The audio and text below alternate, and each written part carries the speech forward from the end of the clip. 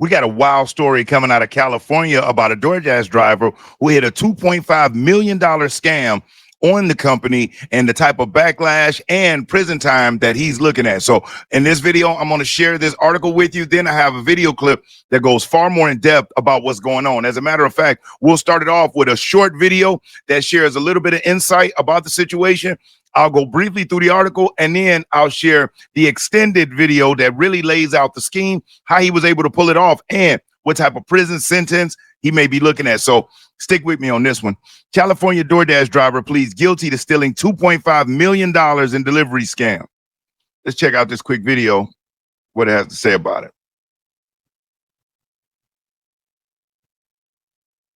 it. After pleading,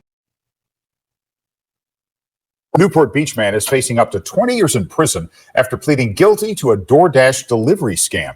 Now, the man previously worked as a driver for the San Francisco-based company.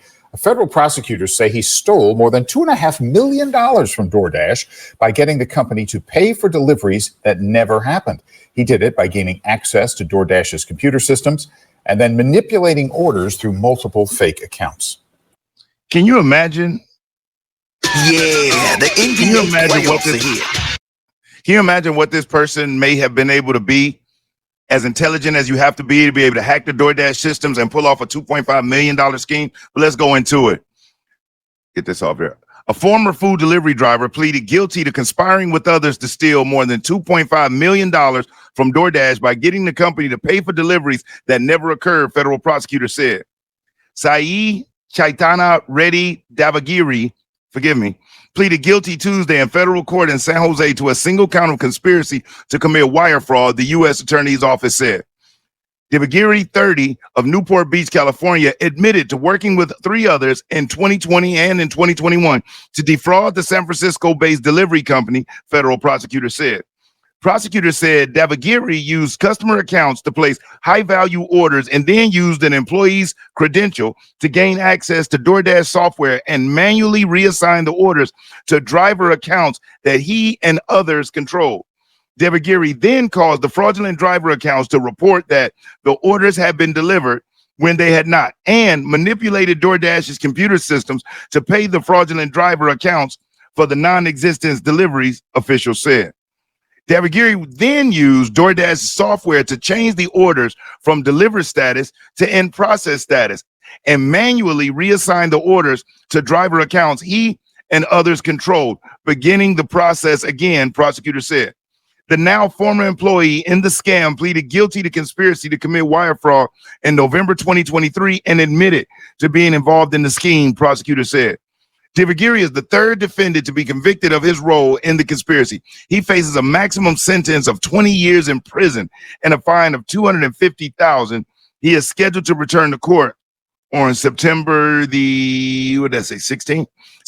So, wow, this person was so intelligent that he and his buddies was able to hack into the system and figure out a way to make fake orders, assign it to specific drivers that's within their network, within the cronyism, and then go back in and to remove the orders from showing delivered to in progress, and doing this over and over and over and over again, manipulating the DoorDash system to the tune of $2.5 million. What do you think they bought with that $2.5 million?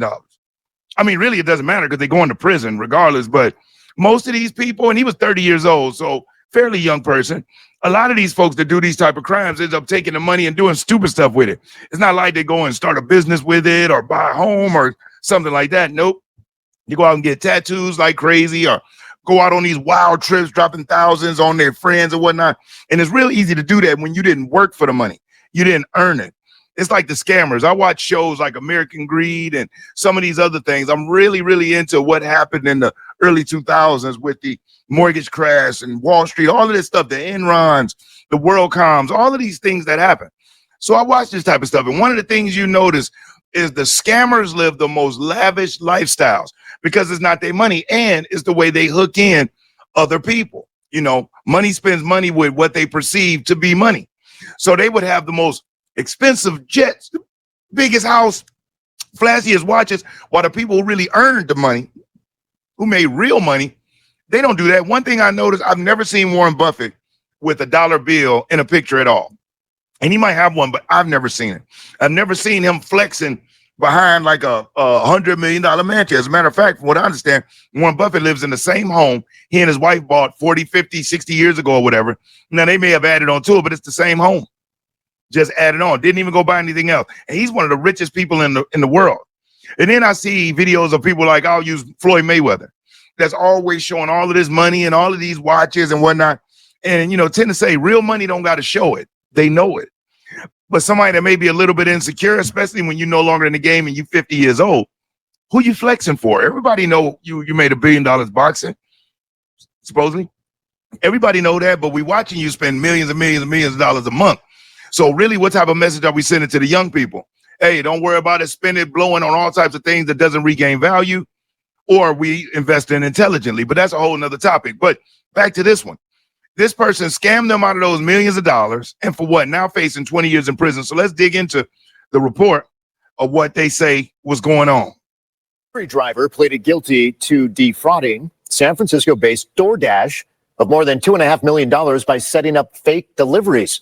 Prosecutors say 30-year-old Saeed Devagiri of Newport Beach admitted to manipulating computer systems to prompt DoorDash to pay for non-existent deliveries. Authorities said the scheme usually took less than 5 minutes and was repeated hundreds of times. He faces a maximum of 20 years in prison and a $250,000 fine. It's just one of those stories I came across and I wanted to share with you. I thought it was funny and amazing how somebody with that much intelligence would actually spin it and blow it, commit crimes like this, now going to be in prison for the next 20 years.